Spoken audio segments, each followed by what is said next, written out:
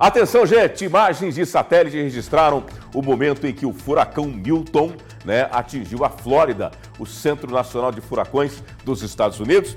Disse que o furacão atingiu o estado como uma perigosa tempestade de categoria 3.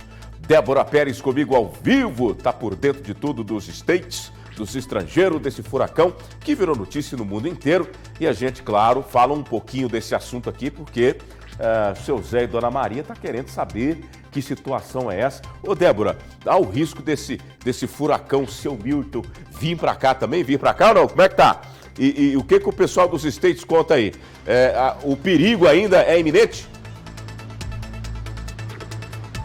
Com certeza, viu, Júnior? Não existe a possibilidade da gente receber impactos desse furacão, mas por lá a situação ela é bem preocupante. Ontem o olho do furacão já passou por lá, que era a parte que eles consideravam mais catastrófica de toda essa história.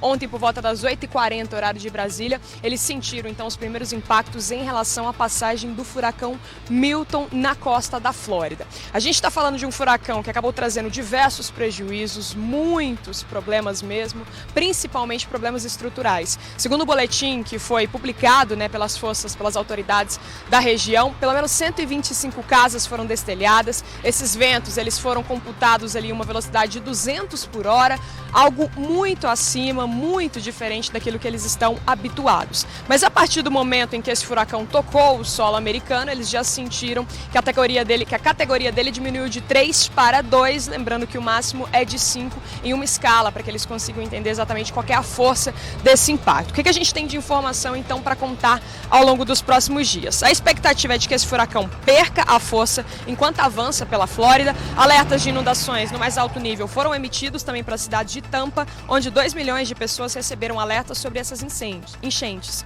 Há também registros de quedas de árvore e falta de energia. Mais de 1.600.000 pessoas estão sem luz e 30 mil estão abrigadas e 149 pontos de acolhimento foram montados em todo o estado. 130 alertas para tornado estão em vigor por toda a Flórida. Milton é o terceiro furacão a atingir o estado este ano. Isso só aconteceu em 5 outras temporadas de furacões desde 1871. A última vez que 3 furacões atingiram a Flórida em uma única temporada foi em 2005 e por isso, então, tem todo esse empenho da mídia nacional acompanhar a evolução desse fenômeno natural. Existem muitos brasileiros também vivendo nessa região, por isso que a gente tem acompanhado com muita atenção a vida dessas pessoas, de que forma que elas estão recebendo esses alertas, de que forma que elas estão se cuidando também em relação a esses perigos. Existe uma repercussão enorme em relação a esse assunto. Como eu disse para vocês, o olho do furacão ele já passou ontem, horário de Brasília por volta das 9h30, 9h40 da noite. Pode ser sim que a situação continue complicada por lá, mas segundo as autoridades, a escala dele já caiu de 3 para 2, mas não deixa ainda de ser preocupante e as autoridades não deixam também de acompanhar bem de pertinho toda essa situação, informando e acompanhando todo esse processo ao lado da população. Júnior? Quem mora nessa região sabe muito bem que, inclusive os brasileiros, tivemos essa situação em 2021, 2022, se eu não estiver errado, mas esse furacão aí está sendo considerado o mais violento dos últimos 30, 40 anos. É o que as autoridades no assunto estão dizendo. Então, tem essa preocupação dos brasileiros, mas quem mora na região sabe do perigo que existe nessa região, principalmente nessa época do ano.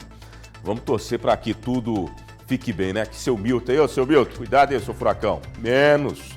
Tá bravo demais, rapaz. Ventos que passam aí dos 200 km por hora. Tá uma situação realmente muito, muito trágica por lá, E o nosso jornalismo brasileiro, claro, acompanhando o que acontece.